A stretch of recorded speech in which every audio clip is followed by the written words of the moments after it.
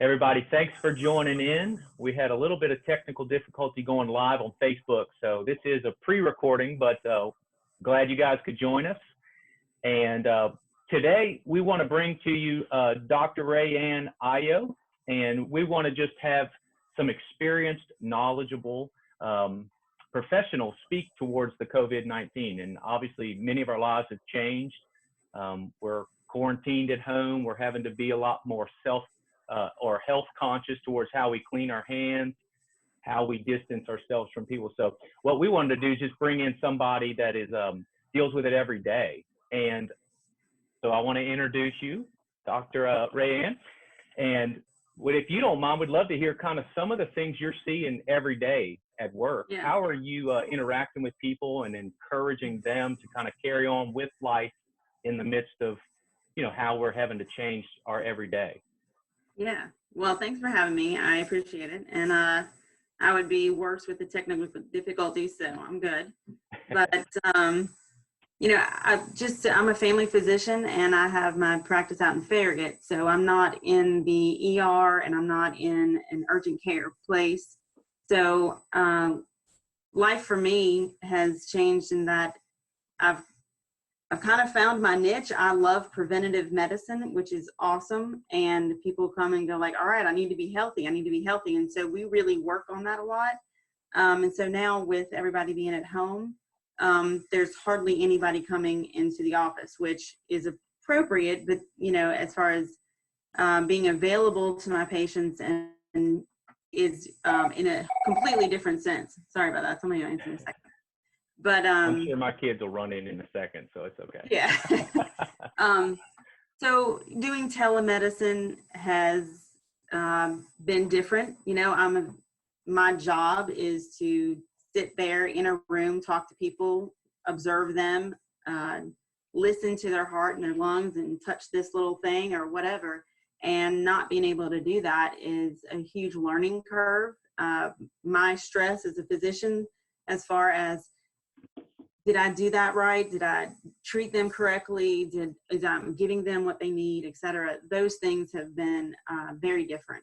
So scheduling wise, if people do need to come in, then we only have one patient in the office at a time. We obviously disinfect in between everything, everybody. So that has been a lot of change as far as business sense and how we work type of thing. Everybody's still here. My office is small, so the biggest crowd you're going to have is our staff, and none of us are sick, and not to say that we couldn't have been exposed to it, et cetera, but we try every bit to disinfect everything and try to make everybody safe. We don't want it either, right? So, right. Yeah. As my oldest son said, he was like, "Mom, I think you're the biggest risk. I'm not really sure you should act in the house." I'm like, well, I get it, but, so it's changed a lot, but there's a lot of positive things that I think, it's given us the ability to do telemedicine for people. And, my nurse practitioner and I were talking, it's like, do we need to actually see people in the office all the time? But at the same time, insurance companies have always been very strict on who actually is eligible for telemedicine, and not everybody actually is. So hopefully those things will be changing, et cetera. So, that's kind of the business sense of it. I've had a couple people who I've thought, hey, you should get tested. At this point, none of my patients have had positive tests, which is great. That's good. It's very relieving. And I think with the amount of news media and the things that you could possibly watch all day long, 24/7, it is a very frightening thing, and it does look scary. But I'm also, and I get kind of paranoid too. I'm human, and looking at these people in New York and New Orleans, where I'm from, and it's eye-opening. At the same time, I gotta play the scientific, objective numbers game, even with myself, and say, okay, well, what is this case fatality rate? There's a couple of things that I feel like we can do better, meaning I feel like we need to test. And if you're going to test, you might as well just test 100% of people. I completely understand the rationale behind only testing people with symptoms, and we can go into that about but if you need a denominator and you need a percentage and a case rate, then you need an actual bottom number, So 100% of the testing would be nice. Again, you kind of looking at the hot spots will be their priority as far as getting tests to those places. Absolutely. Get it. But, what about the several thousand of people that are looking to me going, do you have that test? And I don't. Right. I got to send them up the street or someplace else for a drive. And the results are taking about a week. It's not the rapid test that you can get some sense of anxiety relief from that. What are your thoughts on so that's testing if you have disease or not. Yeah, go ahead. That's great. I see in the news a lot of these new 5 minutes and couple of day tests and things like that. What are your thoughts on those? And then also would love to get your opinion on, you mentioned earlier, there's a lot of fear just in hearing what's going on. Hopefully our audio is working. It's getting a little bit of a lag. But what are some practical steps that we can do, other than just washing our hands, that you would suggest? But also, I'd love to get your opinion on these tests that are trying to come to the forefront. I know the president spoke about drawing a blank on the actual company, but it's like is it a 2-day test or a 5-minute test there? 5-minute test. So there's 2 companies right now. One, Abbott, had That's right. if you have the disease or not. So that's your, am I infected, am I 18 or not?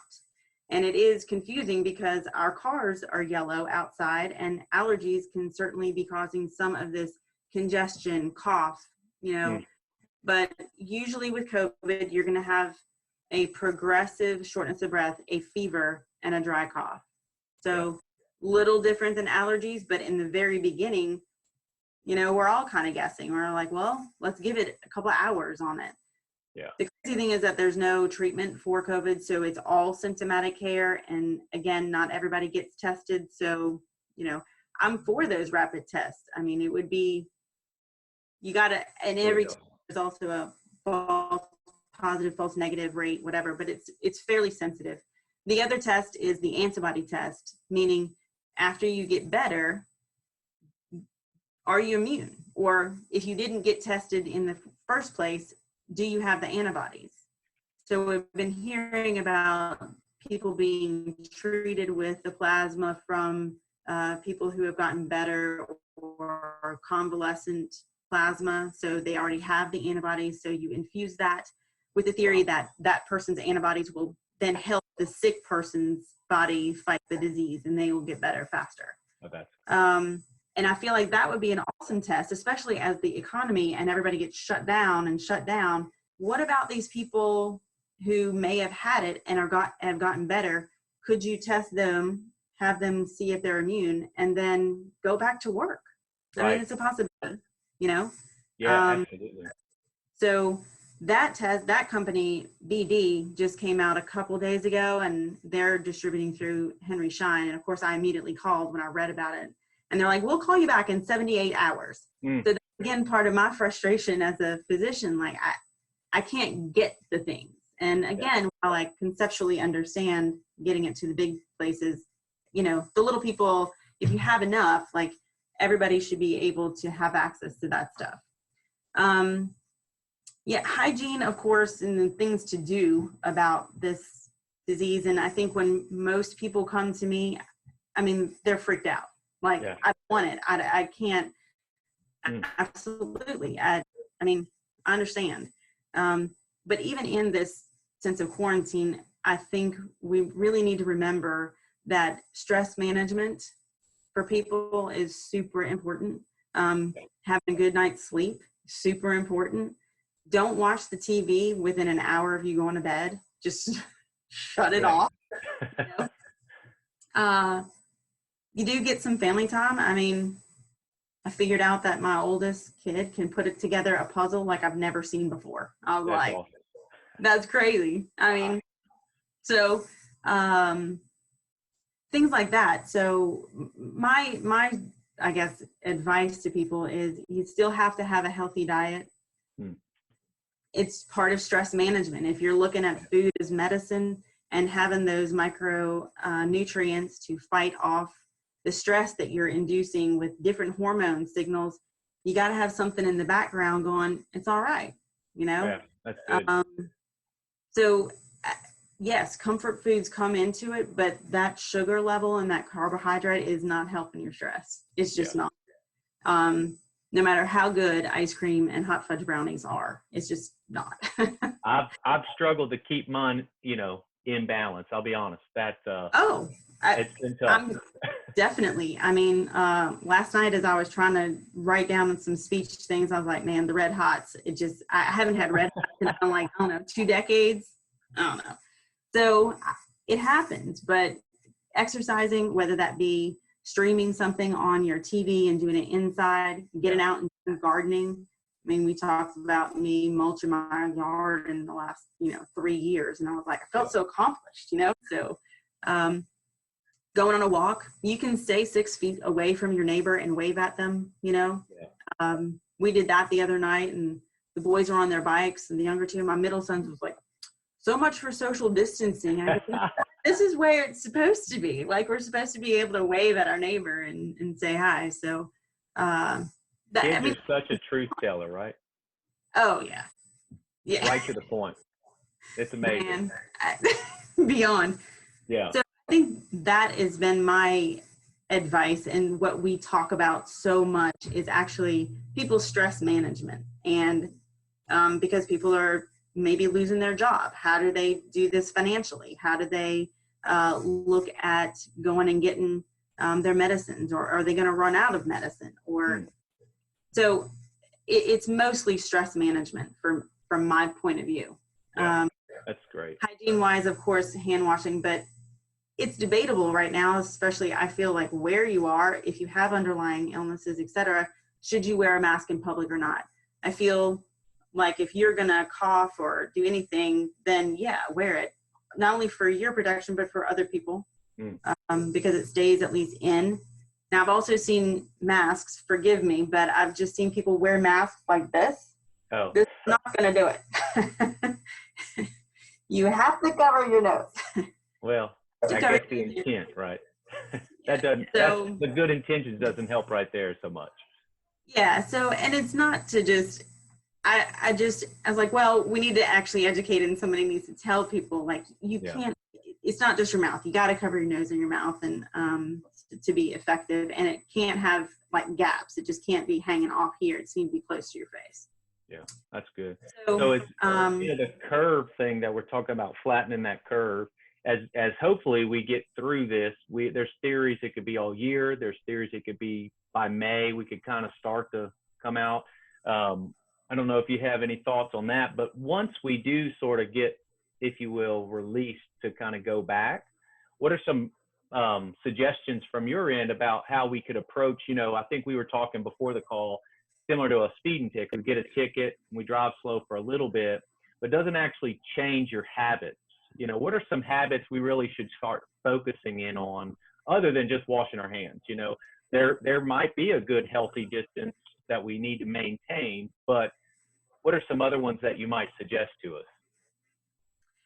I think the distance, not getting completely in people's bubbles is probably a good thing, but honest to goodness, it's going to be this hand washing. And that is the thing that we don't realize, that we don't touch, touch our face and we go to do something else, or we, sneeze and then go to do something else. But it's every single time that you have that interaction with yourself, right, that you have to wash your hands or do something.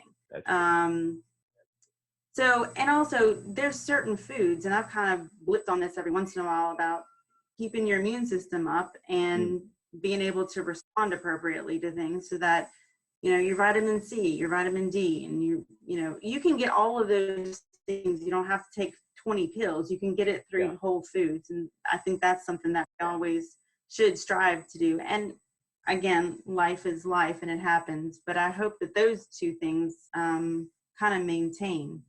And well, I Now, mean, when you on a say big broader level. food, are you thinking like superfoods, or what kind of, do you have any particular that you would encourage us to keep eating on, or is it just like nuts, fruits, and? Nuts, fruits, vegetables. Your cruciferous vegetables are great. Your nuts, legumes, those will have shellfish. You know, you and I probably Mhm. do great, but you know, poor people with shellfish allergies, I feel invincible. I feel for them. Can't. So that's got a good zinc in it, so it helps boost immunity. So, and I think on a larger level, I think people have been they're nicer, right? Yeah. I mean, which Yeah. more helpful, more forgiving of things. And I think that's been actually really nice to see and to feel, you know, Yeah. so, you know, it's all hard. Yeah, that's good advice. Back to family, we were talking about. I mean, we're getting a lot of family time. My wife and I bought a trampoline, and she's been very against it since we've been married, and for obvious reasons. You know, I mean, it could be a safety hazard, and but had to get the kids out of the house to some degree, and we buckled down, and got one of those. We've been outside. We've been doing Zoom calls with friends and just trying to stay connected. I'm seeing a major increase of people doing gardening. And so we've started our garden. We got 2 little raised beds going. So Nice. just in line with you with the food, you know, we're trying to get tomatoes and cucumbers and things like that planted, and try to get prepared. Yep. So yeah, that's all good advice. So if somebody were to have questions or to get in touch with you, what's the best way for someone to reach out to you, or would they? Yeah, you can always call the office, and that's 675-4342. I've got a kind of the designated, you know, Q&A That's perfect. email at askdrio@fhcpllc.com. And Okay. so, yeah, they can reach out that way. Perfect. Well, as we're wrapping up, we'll post some of that stuff after the video. And again, we're recording it because we're having some technical difficulties. Nothing like a home office on my end. But, you know, I think one of the things that I keep encouraging people is to stay off the news, which is what you said earlier as well, and to seek advice from professionals, you know, because you guys have a healthy balance of reality and also like truth, right? So, I mean, I think sometimes with the news, we miss a little bit of the truth, you know. I mean, let me just give you like 2 factoids on death rates from this compared to stuff that we should be really dealing with, right? Meaning, not that we don't, but it doesn't get the attention that this is getting. So at this point, you know, we've topped 6,000 deaths, and it's awful. And a little over 200,000 are infected. This year alone, the 2019-2020 flu season has killed 23,000. And then each year, heart disease kills 500 to 700,000 people a year in the United States all the time. The #1 killer, heart disease. And some of that we can prevent, right? Yeah. So because it trickles along is why I feel like we all know it's like, oh, it's a heart attack, it's heart disease, it's da-da-da. But that's a huge number. We're talking 6,000, 500,000. Yeah. Not that I want this to get bad. I just, again, for me, it keeps me a little bit more grounded going, okay, we can deal with this. We can do this. And so maybe a little bit of a perspective on it. Yeah.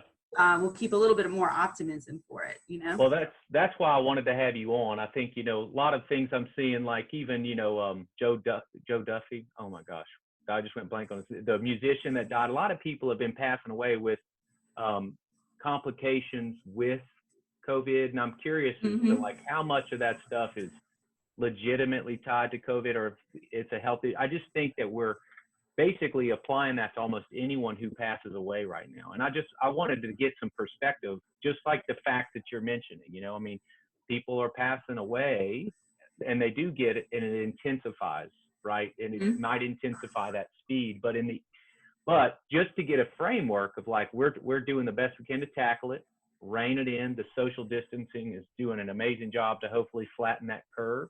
And hopefully we get a vaccine soon, something to deal with it. I mean, I don't know if that helps it, but if at the beginning of the call, we talked about just really washing our hands and just being mindful. Like I'm even on our call, I'm trying to think, don't touch your face. Don't touch your face. I'm like, did touch my glasses count? I don't know. Yeah. Well, I think, you know, as you kind of summed up right there of just perspective, that's the main goal for me is I was just hoping to get perspective from somebody who deals with it and kind of comes across people a little bit more than say me as a real estate agent. I mean, I'm changing my business a little bit of social distancing and trying to do virtual tours. But you guys are in the throes every day. And I appreciate you taking the time. I know you're busy and I'm just at my little home office here, but you know, I appreciate your time. And as I mentioned, I'll put the little link. Thank you for having me. To that info. Yeah. Do you have any last words you want to say? And then we'll close up. No, I just appreciate it. It's really good to see you though, for sure. Yeah. Same here. 2 New Orleans on the video Zoom. So, that's right. Yeah. We got it together. Exactly. Well, guys, everybody, this is Dr. Raye-Anne Ayo, and we'll put some links in the bottom. And listen, I appreciate your time. Perfect. And after this whole quarantine, let's get together. So that sounds great. Thank you so much, Nick. All right. Take care. Bye. All right. Bye.